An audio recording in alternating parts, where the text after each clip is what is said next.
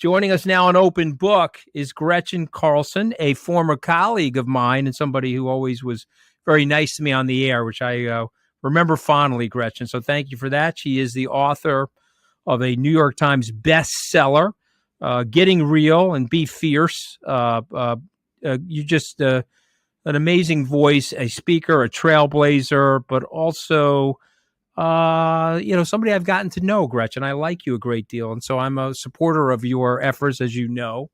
And want to talk to you a little bit about everything because we're talking about Miss America. We're talking about a highly successful journalist and author, but you're also helping to pave the way in, let's call it the Me Too movement. I sort of feel it's like a We Too movement, not just a Me Too movement, because everybody's involved in it. And, I have a daughter and a mom and a sister. And so and it's important for me to make people feel safe. So I like to call it the We Too movement, but let's call it the Me Too movement. Tell us where it all started. Well, Anthony, thanks so much for having me on. It's always great to see you. And thank you for supporting Lift Our Voices, which is the nonprofit that I created after my Fox story 6.5 years ago already. So that's really, where it started for me. I guess my life is testament to the fact that life works in mysterious ways.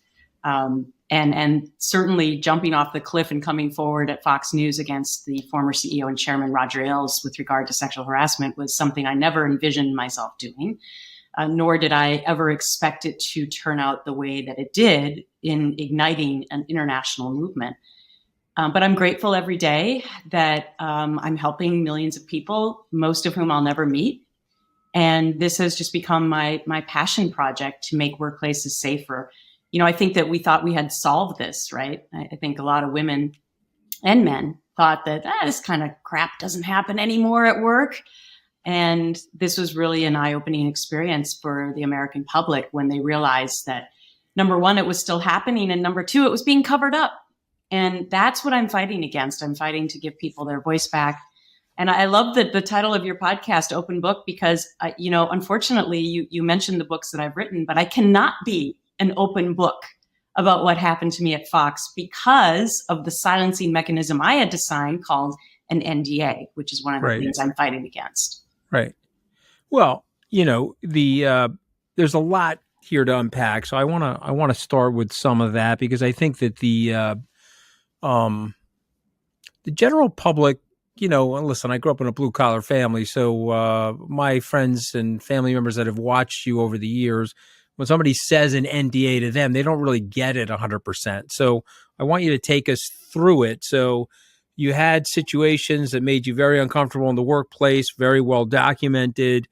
They decided that they were going to settle with you and they made you sign a non-disclosure agreement, an NDA, so that you wouldn't share the sordid details of what took place. So you want to stop that movement, so to speak, because from a public policy perspective, if you can't sign an NDA, it'll force more responsibility on executives, men or women for that matter. But let's face it, it's mostly men who are doing things that are egregious, a result of which it'll put more pressure on them, or actually they'll end up getting fired as opposed to just the woman is upset, she gets paid out and signs an NDA. What did I miss? Yeah, that's really sort of the vicious cycle that's been going on for the last 40, 50 years. And I go all the way back to Anita Hill. I think you and I are about the same age. That was one of the first stories I covered as a journalist. I'm lying about my age, Gretchen. Okay.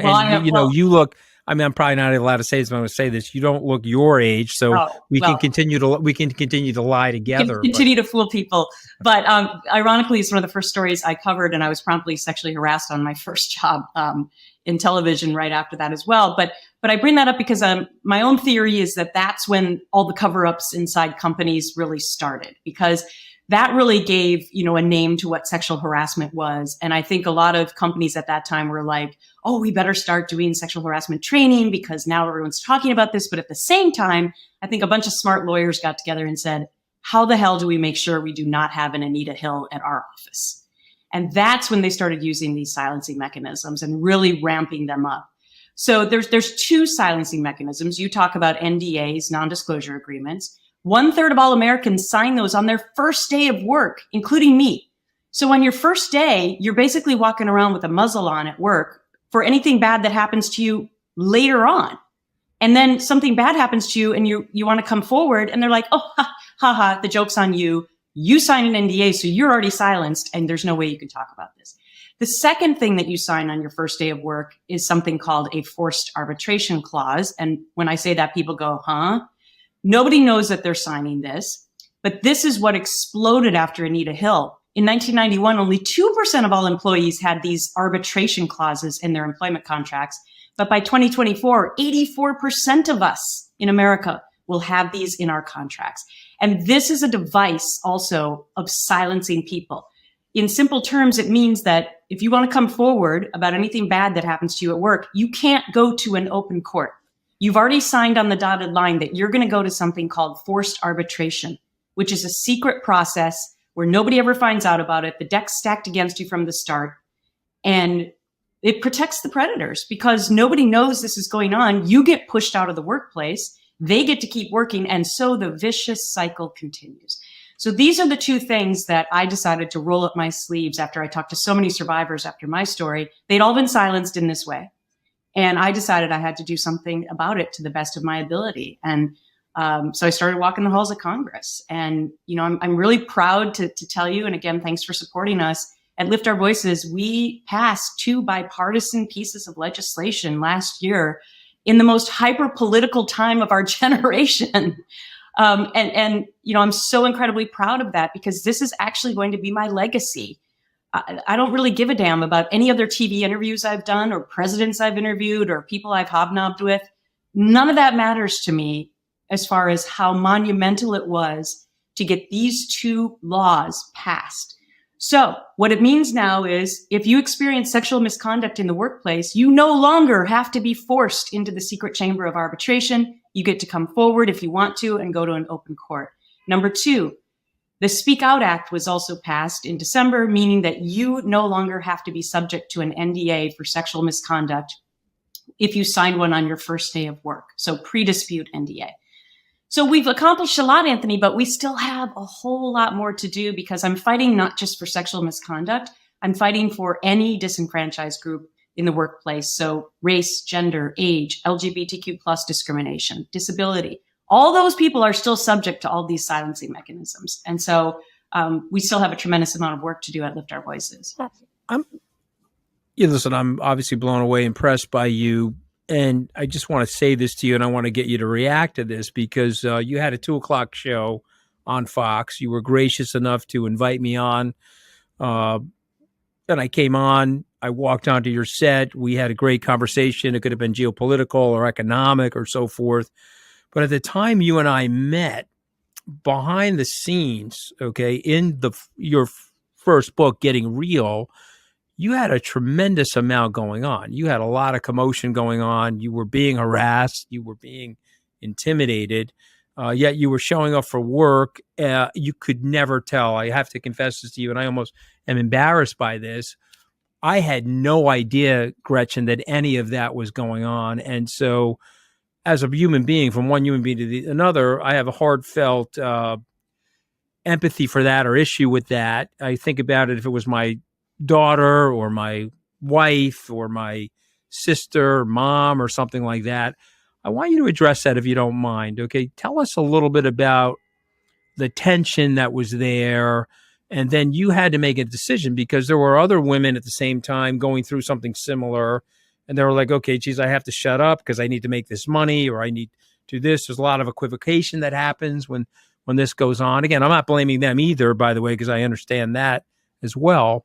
But tell us about those feelings, the feelings that you had in 2015 and 16, and then what caused you to finally go in the direction that you ultimately went in. Yeah, I wish I could tell you everything. I have to, this is when my brain goes into lawyer mode and I have to really choose my words carefully because I do have that NDA too, actually. Okay. And so I can't share everything. So I'm more interested in the feelings and less about the facts. Ironically, I can't even talk about my feelings. That's how broad these stupid NDAs are. Well, that's good to know. Then that's why it's important to. No, they don't listen. They don't want you to be able to say, that you were. They don't want you to be able to say how much it sucked. Okay, so let me just give you a hypothetical. So pretend this isn't about me. It was like walking down a hallway every day with a knife in my back and blood streaming out and me looking behind wondering who was coming after me next. I'm just giving you a hypothetical for what a movie could be about. Yeah. And, the problem with these NDAs, if you sign them on the first day of work, is you can't warn anybody else. And so I had signed one of these. So I couldn't tell anyone else what my personal experience was. Arguably, I wasn't even supposed to tell my husband, but, I did. I told him I'm thankful and still blessed to have my parents in my life. I told them. I found out from my lawyers that I could tell my minister, which actually ended up being one of the final things that made me jump, because my grandfather had been a minister. And this minister friend of mine, we cried together a lot. And she took my hand at the end and she said to me, "Your grandfather is looking down on you. And he's telling you to do it." And that was just like, and she said, "He's proud of you." And that was just, and then I looked in my children's eyes and I had no idea what the hell was going to happen to them or to their mom. And I did it. I think what helped me to jump also, Anthony, was the fact that Fox fired me. They took away what I had killed myself for over 30 years of getting to the pinnacle of the television industry. And I was good at it. And they took that away from me. They fired me. And that, the confluence of those things all came together at the same time. And I decided to jump off. And I often say that there was absolutely no safety net below me. Sure. I thought I was going to come home and cry my eyes out for the rest of my life and spend more time with my dog. Needless to say, what the safety net became in my life were all these women started reaching out to me. And I was like, holy shit, this is an epidemic. This is an effing epidemic. All these women have been pushed out of the workplace. And the second epidemic was that they'd all been silenced. And that's when I decided to roll up my sleeves and get to work, because I was like, I have to honor all these people who have never had a voice. That's what made me write the book, Be Fierce. And then, just moved into all of this advocacy work that I'm doing. So that was really what made me, I'm blessed to have my family. My kids, actually, I found out that courage is contagious. My kids got it from me now. And it's been a blessing for me to watch them grow up, especially my son, because we spend a lot of time talking about empowering women to stand up and speak up. But really the crux of this whole problem is men.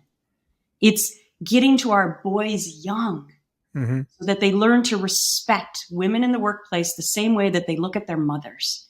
And I know I've given that to my kids. And my son, one quick story, he saw me on CNN one night talking about all of this, and he was waiting for me when I got home in the kitchen. He said, "Mom," he said, "is it true what that other woman said on TV, that once every 83 seconds in our country, somebody is assaulted or harassed, a woman?"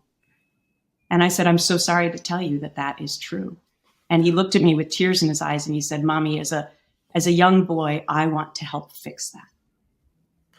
He was 12. I mean, I don't want to interrupt you. See, I've learned from the Gretchen Carlson good interviewers, when someone is saying something so meaningful, keep your mouth shut. I want to ask this. I think this is enough of a hypothetical where perhaps you can answer it.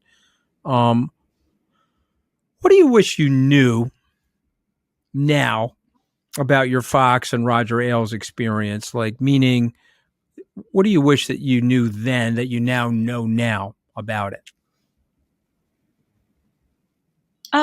I wish I, would have had the courage to stand up earlier. I probably would have saved a lot of hell for people. But then I could say that about everyone else who never stood up either. I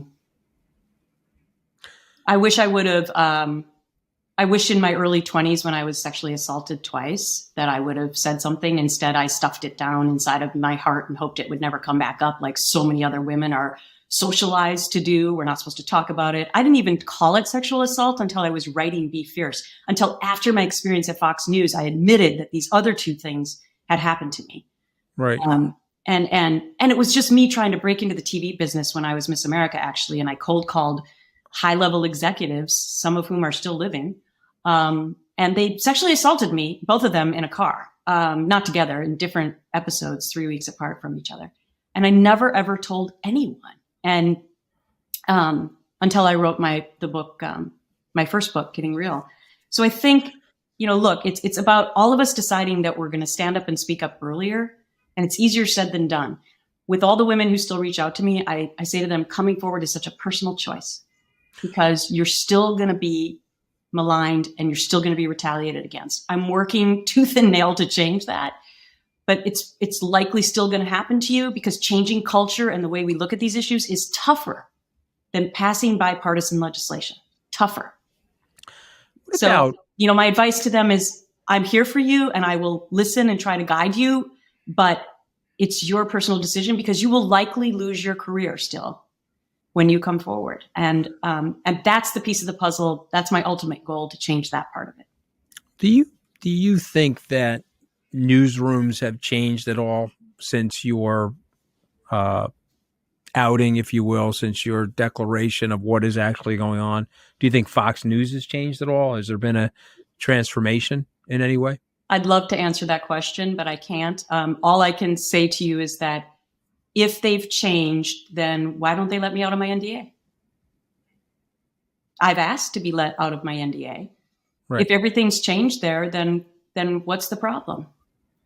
So that should answer it. Well, yeah. Well, I mean, I think the problem is obvious. They don't want the past. Either it hasn't changed, or they don't want the past to become their present in terms of the news cycle. I want to talk about this legislation, though, that you worked to pass last year. Congratulations. I think it's amazing. Go into a little bit more detail about the bill. Why was it needed, and what was the process like to get there? I had an 11-day horrific experience in Washington. I got my PhD in how these people operate. It is very hard to go from an idea to getting quote unquote bipartisan legislation passed. So take us through that sausage making, if you don't mind. Yeah. I mean, look, it's really easy to introduce legislation. If you ask members of Congress how many bills they've introduced, they'll probably stand up and say thousands. And then when you ask them how many they've actually gotten passed, and they say 0 or 1, that proves how difficult it is. I think that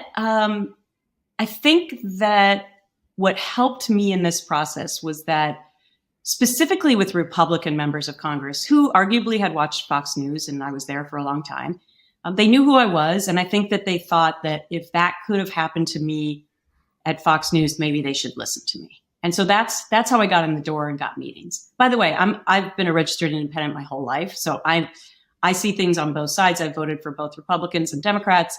And I know people often think like you had to be a Republican to work at Fox News, which was not the case for me. But I think that's helped me to be able to tell my story as much as I can to Republican members of Congress. And I think they trust me. And quite honestly, I needed at least 10 senators, right, who were Republican to get past the filibuster, to pass any kind of legislation. And even though the House then was controlled by Democrats, I still needed a wide swath of bipartisan support to send a message. So I think that was my first strategy, was to try to go after Republicans first. I also went after Republicans who were retiring, because I felt like they would be more bold and would make, would side with this tends to be more of a Democratic issue, getting rid of these silencing mechanisms. So I had a lot of strategies in place. And then I also decided to just take a bite out of the apple instead of going for the whole thing in one big fell swoop, because I knew we would never get Republican support for all of these other things that I'm talking about for other protected classes. And so I decided to just, let's tackle forced arbitration and NDAs just for sexual misconduct and see how far we can get with this. And I will tell you that I saw a lot of hearts and minds changing over this 5-year process of trying to get these bills passed. I think that members of Congress, just like the general public, started to realize that this movement is not going away. And if they know me, they know I'm relentless. And so I'm going to keep pounding on the door. And I saw them change their hearts and minds about this. And slowly but surely, I got more and more Republicans to come to my side on this. And, so after a 5-year journey, when it went to the arbitration bill went for a vote in the House, we got 113 Republicans. That is seriously bipartisan. Thought we were going to get 25. 3 days later, it went to the Senate, and unanimously it passed in the Senate. And then my strategy proved to be, I think, a good one, because a mere 7 months later, I passed the Speak Out Act, the NDA bill. And that was my strategy all along, is take a bite out of the apple, get people to come to the table, talk about these issues, and then move on with the next iteration of it. And that's exactly what we're doing. And quite honestly now, Anthony, in 2023, I'm already moving forward with going back to the table again on arbitration. And okay, who can we all agree on that we should protect next? And so I'm not going to let the cat out of the bag next, but I'm going to tell you that this year I plan to pass another bill. Well, listen, I'm rooting for you. I want to test something on you, and then I want to get your reaction. So I recently interviewed Jamie Fiore Higgins. She's the author of Bully Market. I think you know Jamie. She spoke out about her experiences at Goldman Sachs. She was very honest about how in the beginning she sort of felt complicit because she was trying to run her career and she was afflicted with these Me Too events, and she looked the other way. I have this feeling that I'm going to test on you that there's a quote-unquote machismo in the workplace. Okay, I'm being yelled at for interviewing the likes of you and Jamie Fiore Higgins. Why am I being yelled at? I'm being yelled at, well, because I'm not machismo or alpha enough, meaning like there's an unspoken protocol. And so therefore, if you are siding with these women, then you're outside of the men's club. Okay. And so I want to get your reaction to that. Actually, I don't give a shit about that. It's my podcast, so I'm allowed to curse about it. If I gave a shit about it, I wouldn't be interviewing you. Okay. If anything, I think we need to break through this nonsense. But I want to get your reaction to that. Am I right about that? Did you sense that at Fox, that there was this sort of unspoken protocol? And then secondarily, what do you say about that? Okay, because every one of these men have wives that they wouldn't want sexually harassed or daughters that they wouldn't want sexually harassed, yet they want to walk around with this like machismo alpha fraternity-like swagger. So what's your reaction to all that? Well, first of all, real men stand up for women. So amen. Thank you. Amen. Thank well you said. for that. Amen. And it's the only way we're going to change this vicious cycle. I mean, let's be real. The world is still run by men. Okay. I don't love that part of it necessarily. I think we should have more female CEOs. We should have more females in higher positions of power. That's how we change all this crap. But as long as men still rule the world, we got to get them on our side. So I extend the olive branch to men. I don't care how macho you are. Come join my team. Come join what we're doing at Lift Our Voices. Change the policies at your company because you're pushing out the exact people you want to retain that increases your bottom line. Women 100%. And people of color. So Goldman ignored Jamie, Gretchen. They should have brought her in. Yep. All they had to do is say, you know what? We're going to have a town hall meeting. Jamie, describe what happened. I'm the CEO. I really don't want this happening. It's just bad for business. It slows us all down. Keep your you-know-what in your pants inside the office. And I'm laughing a little bit about this stuff because I'm not going to mention the name of the august journalist, journal, if you will, so you'll get where I'm going. But I had a 6-month where people were looking at me, accusing me. The journalist no one was inside my office. They went down LinkedIn and they identified every single woman that worked at Skybridge and called them and said, did Anthony Scaramucci sexually harass you? And these women were calling me saying, I don't know why this guy's asking me this. Of course, you didn't do that. Finally, I had to call the editor-in-chief. I said, okay, you're working on this for 6 months. You can't find anybody. How much longer are you guys going to do this for? The point being is that the fish stinks from the head down. If you are sending a message to people, Fox could do that, CNN could do that, ABC News. I mean, it's sort of like an orgy going on at ABC News, apparently. I don't know. But you could basically, fish stinks from the head down. This is how we're going to operate. If you don't like it, leave. Yep. And so how do you get more men to speak like that? Well, not with the cursing, of course, but you know what I mean. The general, hey, enough is enough. Yeah. Well, look, you're exactly right about how this all works. It's all about power. Okay. And that's why the way in which you described the machismo men, that it's hard to give up power. It's hard to accept change. That's why I go on my Twitter feed someday.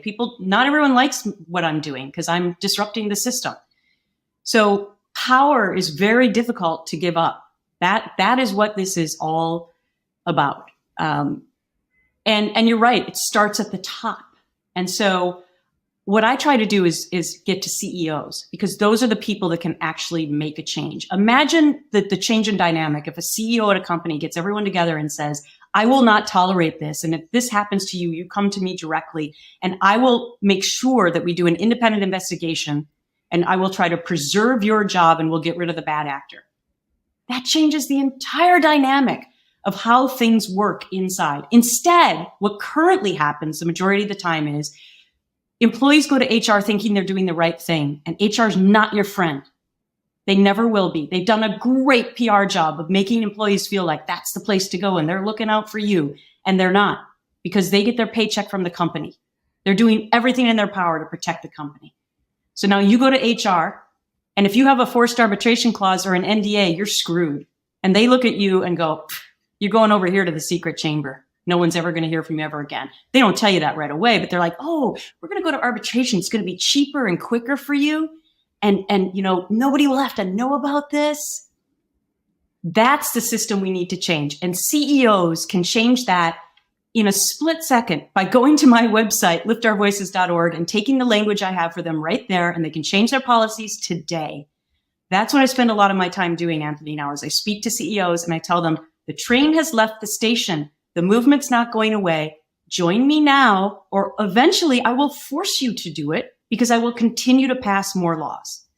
So if you want to get a good PR boost right now, do what's right, honor your employees, let them own their own voice, and let's move forward on this path together.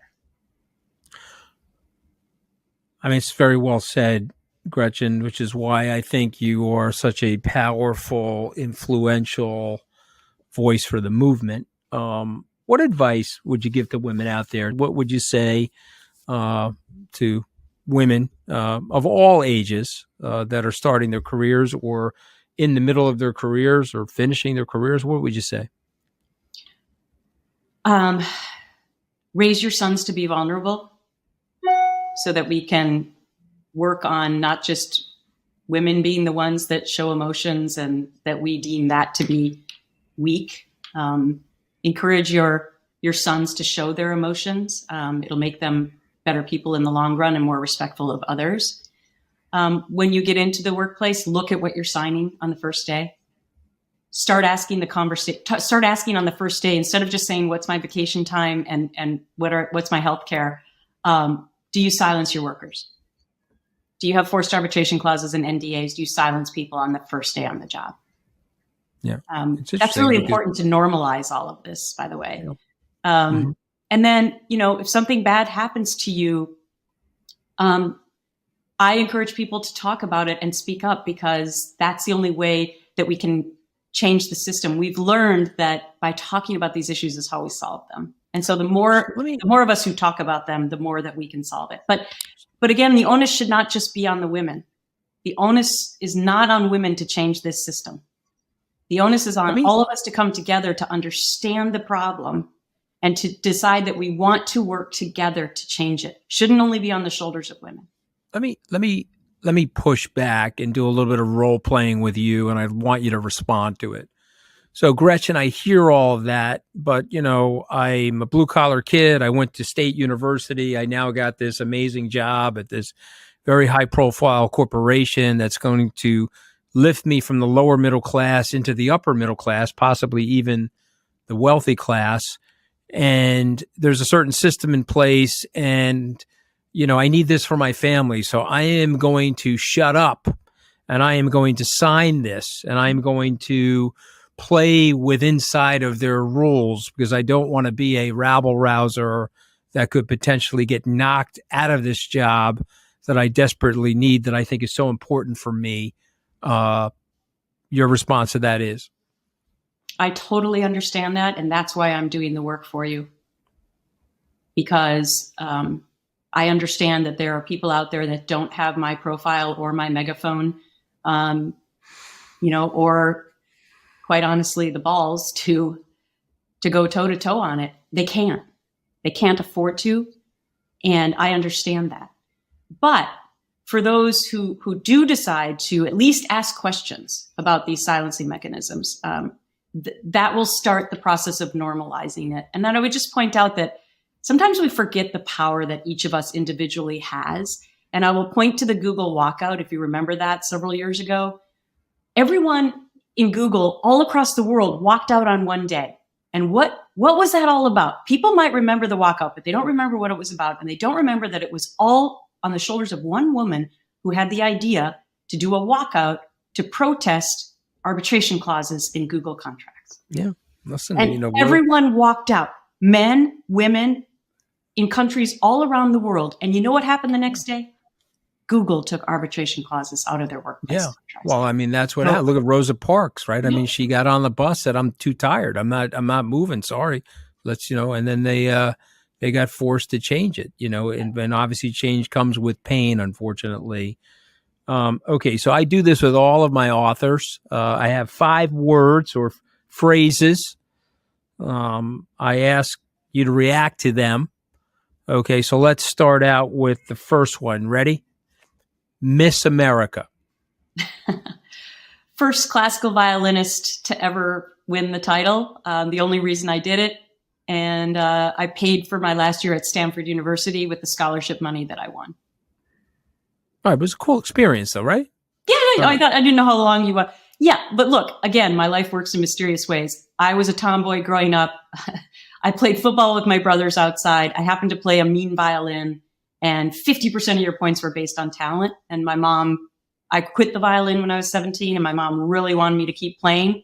So she got a brochure in the mail about Miss America, saw how many points were talent. She called me up when I was studying at Oxford, actually. And she's like, "I found something for you to do next summer." I was like, "What?" She said, "Miss America." I'm like, "Are you high?" But look, my mom's been an incredibly motivating part of my life and my rock. And well, I'm sure in addition to your grandfather, she's very proud of you. So I ended up it was there was a tremendous amount of luck involved, but yes, it was a wonderful experience. It got me into television, gave me amazing communication skills, and made me realize that I can give a speech even without notes for an hour, which I was forced to do on many occasions when I was Miss America. #MeToo. Never in my wildest dreams believed in my life that I would be one of the instigating forces of the Me Too movement. Never planned it, not something that you would ever aspire to put on your resume, but thank God we're still in it. Fox. Well, let's clarify. Fox News. Fox News. There is a Fox network. News. Okay, let's clarify. You're right. Fox News. Originally went there for the opportunity of a lifetime to do what I always wanted to do, which was a Monday through Friday national morning television show that gave me the opportunity to show my smarts and also my personality. And never envisioned that it would turn out the way that it did, or that Fox News would be what it is today. Megyn Kelly.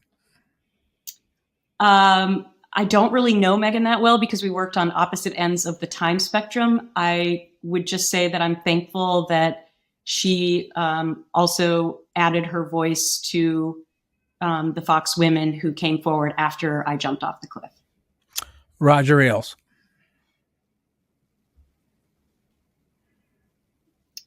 I heard through the grapevine later on that he actually feared me. And that makes me sleep at night.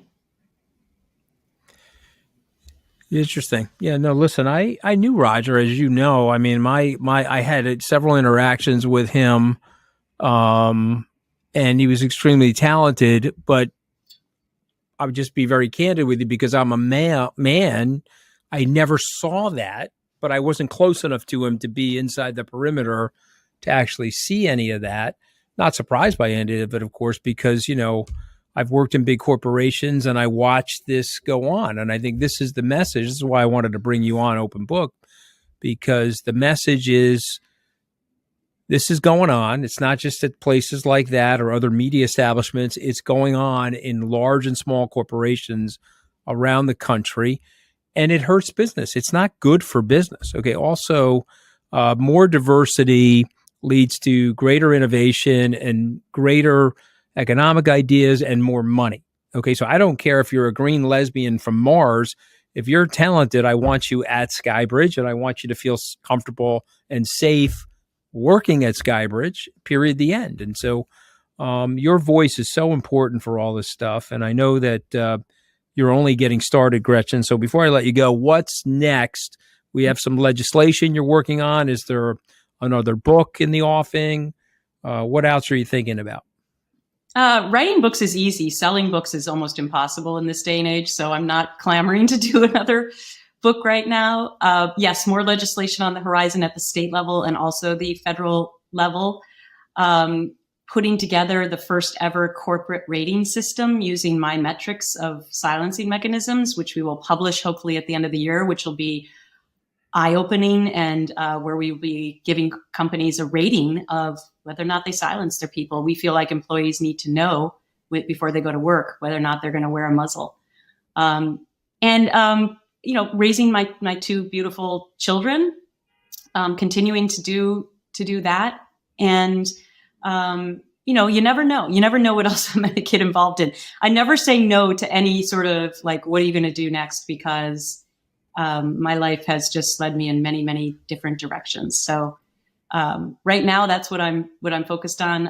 And I also have a startup, a tech company that I'm going to be starting up, but that's far away from an announcement. So stay tuned for that. Okay. Yeah. Well, I want to have you back. So hopefully we'll be able to talk about that when you come back. Gretchen Carlson, she's a New York Times bestselling author, Getting Real and Be Fierce. And she's a trailblazer. And I'm proud to call you a friend, Gretchen. I really do appreciate you coming on Open Book. Thanks for having me, and thanks for your support. Bitcoin touches on so many different aspects of society, not only from the quality of access to wealth building, but from energy and secure infrastructure and the ability to build out new renewable energies. All of these things are super important, and we'll only get that by embracing the industry and the infrastructure that is built up around this network. Okay, so joining us now on Open Book are Kyle Schneps and Matthew Pines. They are the authors of National Security in the Digital Age, Bitcoin as a Tool for Modern Statecraft. What a mouthful. I'm surprised the NSA hasn't banned both of you. Okay, we'll talk about that in a second. Kyle's a former U.S. intelligence officer and presidential fellow. And Matthew, if I've got this right, you're Director of Security Advisory at SentinelOne and a National Security Fellow at the Bitcoin Policy Institute. So thank you both for being on. So I'm going to ask you both this question. Why this book? Why now? And take turns answering. Go ahead. Why don't we start with you, Matt? You're closest to me on the camera. Certainly. Well, we wanted to bring together a wide range of viewpoints with professional backgrounds in national security and intelligence that also have a foot in the Bitcoin industry, that have an understanding of its evolution, its sort of facts on the ground relevance to policymakers. We want to sort of compile really rigorous research analysis, sort of long form assessments of these key questions that are occupying policymakers increasingly so as they try to craft both legislative and executive policy around Bitcoin and digital assets. And so we wanted to sort of put together a really solid analysis of these different national security questions and give them something they can reference. Okay, yeah. I'm not the president of the United States, thank God. I want to keep my hair and I want to keep my smile. But let's say I was the president of the United States and the two of you are in my office and you're going to brief me now. I don't know anything about Bitcoin. I don't know why this should be considered a national security issue. But assume you've got me up to speed on Bitcoin and I understand the white paper enough to know what Bitcoin is. Tell me why it's a national security issue. Yeah. So the first thing I would get into is I would try to explain to you that, the very founding principles that upon which the United States was founded, the principles that undergird the Constitution, are the same ones that the Bitcoin network was founded upon.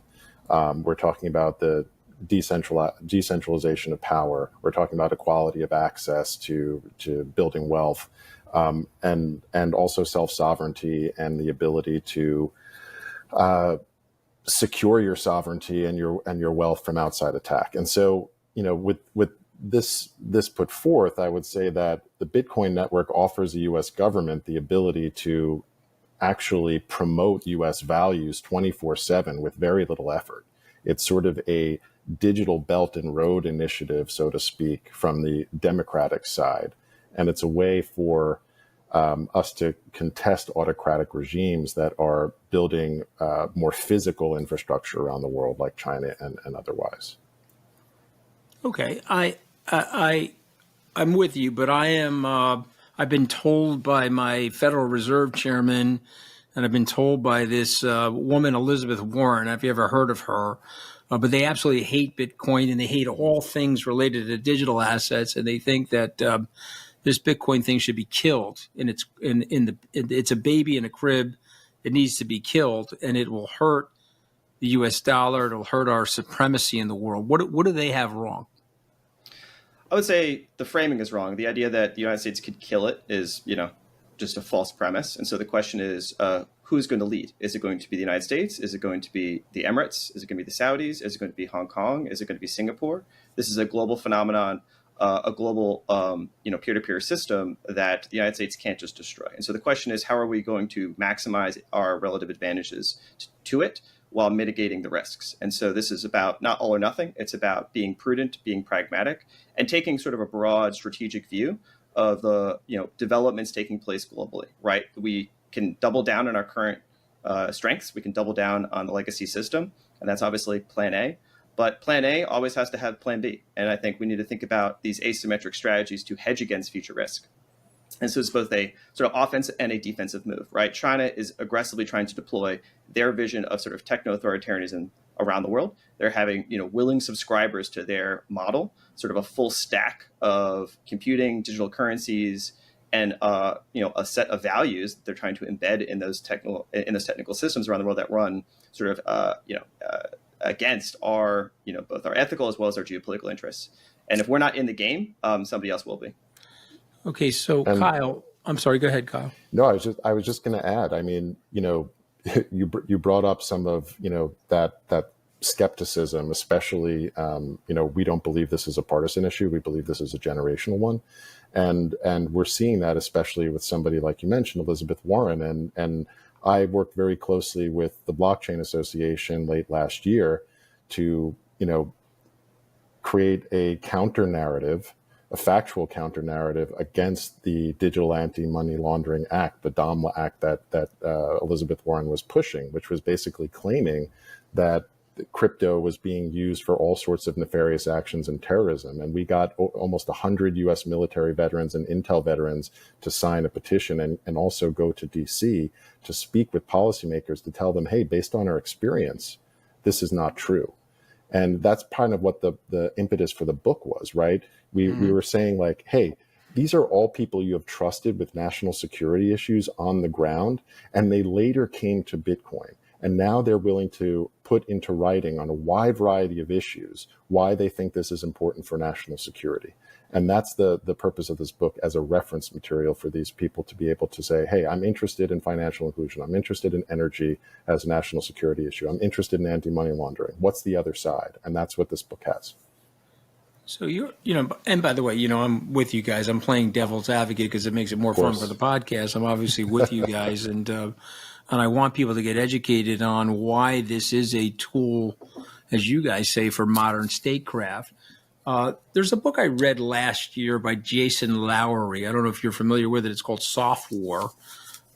He sort of disappeared. He's intimated on X, or formerly known as Twitter, that he got a little bit of trouble for that book. Is Are you guys in trouble for writing a book like this? No.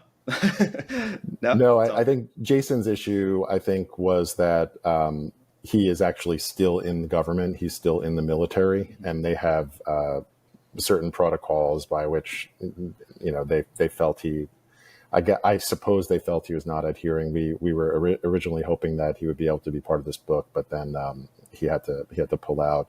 But his ideas are certainly interesting, and I think any ideas around how Bitcoin can aid and the network can aid U.S. perspective around the world and statecraft for any U.S. allies is something that we need to start to think about. And I think he had a great contribution in getting people talking about this topic. So it's a good segue though, because you guys say there are 9 other authors embedded in here. Tell us a little about these other authors that helped you with this book.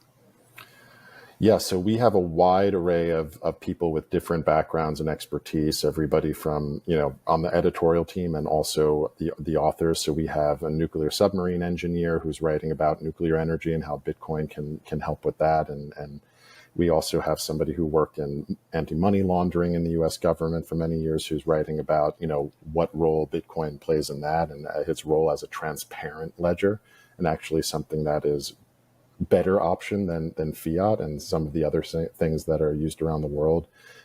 We have somebody who wrote about financial inclusion, who was a big member of the Black Bitcoin billionaires and was very passionate about that. He also helped us back when we were fighting the New York moratorium ban 3 years ago. And so there's a wide variety of perspectives, and a policymaker or a layperson can say, okay, well, I'm interested in financial inclusion, but not this or that. And so there's a wide variety. My chapter in particular is about how to win hearts and minds with Bitcoin. So, and Matt's is about geopolitics.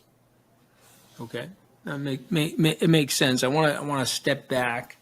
I've got a buddy of mine by the name of Michael Saylor, who I know you guys are familiar with. He owns, 10 or $12 billion worth of Bitcoin.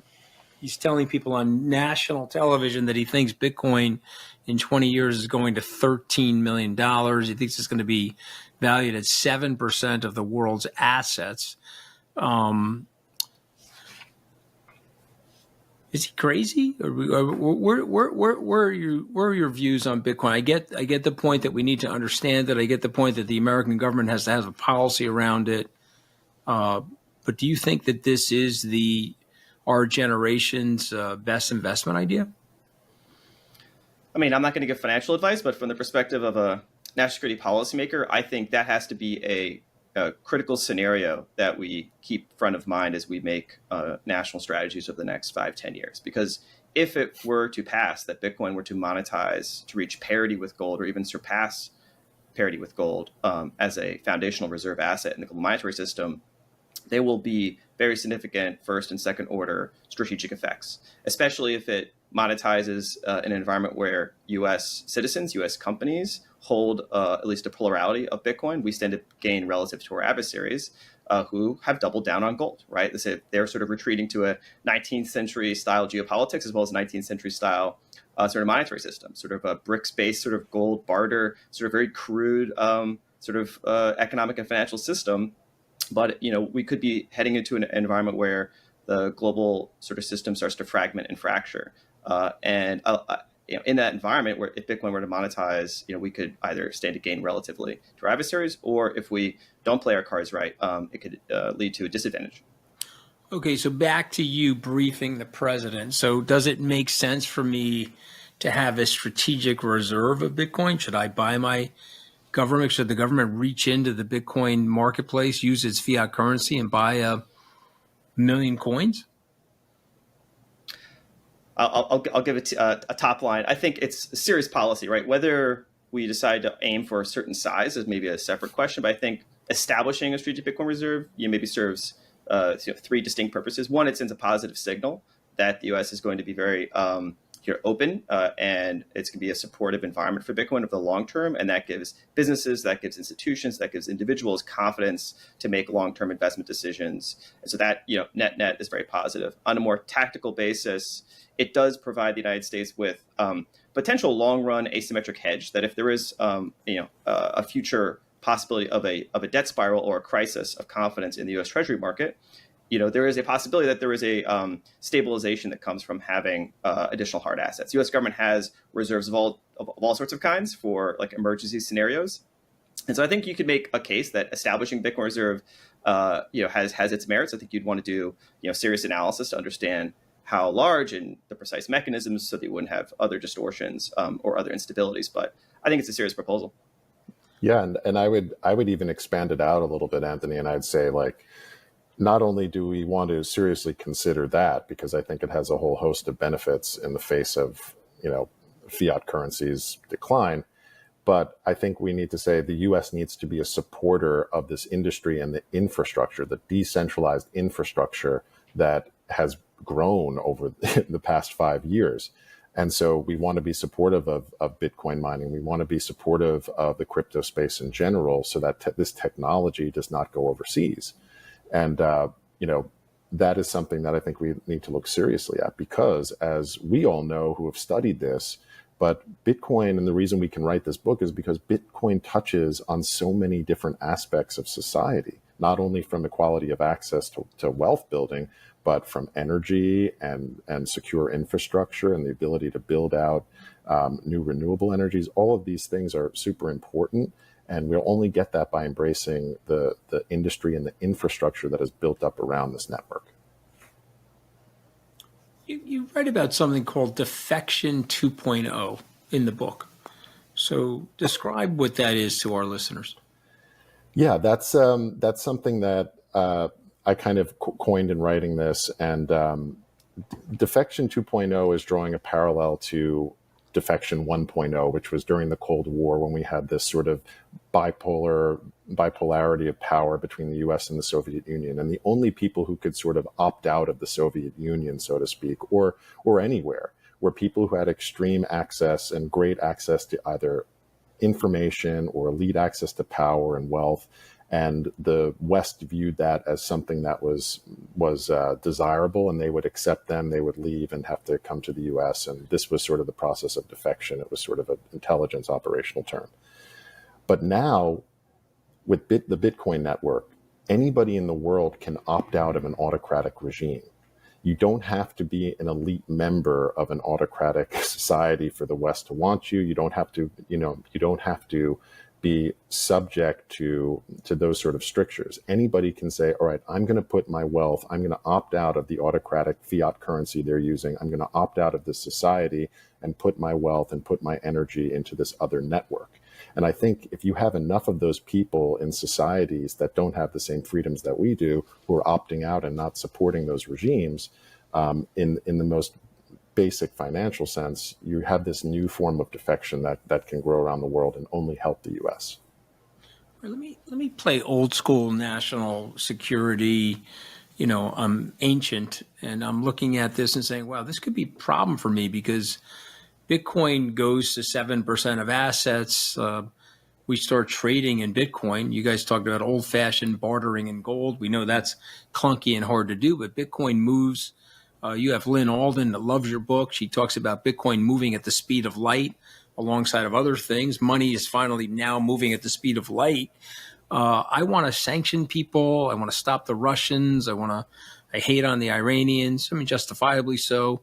Aren't I worried that Bitcoin is going to replace the U.S. dollar in many ways and allow these rogue players to do more commerce with each other?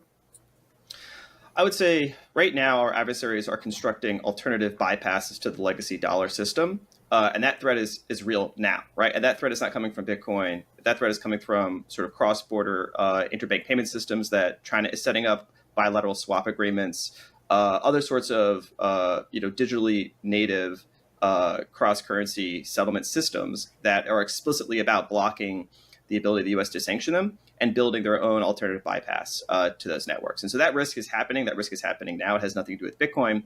And ironically, to the extent that Bitcoin and dollar-based stablecoins monetize and grow around the world, they start to penetrate parts of the world that haven't had legacy access to sort of the correspondent dollar banking system. And so you actually can see an increase in the global dollar network as a result of a sort of a synergy between Bitcoin and dollar-based stablecoins and have a collateral benefit that as stablecoins grow, if they're properly regulated, if they're properly reserved, they have to back those dollar-based stablecoins with, full faith and credit, treasury bonds. And so you could have a positive synergistic relationship between the growth and spread of Bitcoin, the growth and spread of dollar-based stablecoins, and sort of the fiscal health of the United States. I think like any open tool, though, there will be bad actors that will exploit it. The one benefit of having Bitcoin being a public ledger is that it's not a great thing to do bad things on. It's an indelible record of your criminal activities. And so there is this game of cat and mouse that plays out in offshore banking centers that are really about the on-ramps and off-ramps from Bitcoin into the legacy fiat system. And usually that's just one step of a very complicated sort of set of money laundering activities, most of which take place in the legacy dollar-based banking system, right? It's all about offshore, shell companies and people doing illegal things. And so that will always be a problem that folks have to sort of play cat and mouse game. But I think Bitcoin is a bit of a red herring with respect to that larger question. And remember, the dollar is already highly restricted in a lot of these autocratic countries around the world, and it's already being limited. And so the Bitcoin network allows people to tap into something with something as basic as an internet connection and some knowledge that they can learn. And so when you have the dollar already heavily restricted, this offers a way for them to tap into something new that has the same foundational principles as the dollar. And that's what I think is really unique about the Bitcoin network. The one point I would say on where I'm putting my national security hat on is that the larger digital asset ecosystem has a different ethos. It's been more move fast, break things, and especially in sort of parts of the DeFi world where you have kind of this more frenetic pace of software development and a lot of money on the line, that has been very effectively exploited by individuals, for example, the North Koreans, the Lazarus Group, to hack these, say, cross-bridge protocols and steal hundreds of millions of dollars to fund the weapons of mass destruction program. So, but it is very clear the U.S. government has a national security interest in disrupting those activities, that malign exploitation of these protocols. And I think also there is a moral, ethical obligation on behalf of people developing those protocols to try to make them as secure as possible. And so I think, it isn't just, okay, let the crypto bros do their thing and, the national security arguments are just completely moot. I think there are serious national security equities on the line here. And I think people need to be very serious about those. All right, so we're at the point in this podcast where my producer and I, we come up with 5 words. And so this is quick. I'm going to say a word, and then you guys are each going to say a word back to me or a quick sentence. It's really from your book. So I say the word national security. Let's start with you, Kyle. You think what? Opportunity to spread American values. Okay. Go ahead, Matt. Foundation for future power and the growth of our values. Okay. Digital age. The word's digital age. Go ahead, Kyle. I'd say a fast-moving society that needs to adapt regulatorily to something that's ahead of it. All right, Matt, you have the harder job because he's coming up with good stuff. You gotta not plagiarize, or you can go to the next one if you want. No, I think digital age means for me like an era of new moral and political challenges about the rights of the individual versus concentrations of power. All right, so we'll start with you, Matt. I say the word policy. Long-term, strategic, not short-term self-interest. All right. Anything you want to add there, Kyle? One word, negotiation. It is something that is between the American people and the government. It is not a one-way street down to the people. That's well said, because a lot of people in the government didn't want Bitcoin, but the people are fighting for it. Stablecoin. Let's go there, Kyle. I say stablecoin. You say what? Alternative route outside of autocratic currencies. You like stablecoins, Matt? I think the way to dollarize the world, essentially crypto Eurodollars, a way of giving people access to a stable savings vehicle that they can't otherwise get. It's one of the reasons why I wanted to bring you guys on, because I'm always telling these politicians we need to get a stablecoin bill. We need, you want to help U.S. dollar supremacy, have a digital, stable U.S. dollar out there. Okay, the last word, I'm going to let you both have the last word. I say the word Bitcoin. Kyle, you think what? I think of the decentralization of power in the same way that we did it fighting against the British. It is the same thing now. We want to have power structures decentralized so that no one thing can control it, especially money. What do you say? I say hard, fast, and open money for the future, embedded with American values. So I think sober driving. And you say, what the hell does he mean by that? I think the central bankers have been drunk driving with this currency and this group of currencies for the last 120 years. And when I hear Bitcoin, I think he's sober. Let's take the keys away from the drunk drivers and make it more sober. This is a fantastic interview for me. I'm very grateful to both of you coming on. Thank you. The title of the book is National Security in the Digital Age. Bitcoin is a tool for modern statecraft. Kyle Schneps, Matthew Pines, sort of Anglican names, so they're easy to pronounce, you two sons of bitches. Thank you. Okay, I enjoyed having you guys on Open Book. I hope you guys will come back. Thank you very much for having us. Really appreciate the opportunity, and love that you use your platform to help folks like us. Yeah, we got to get this book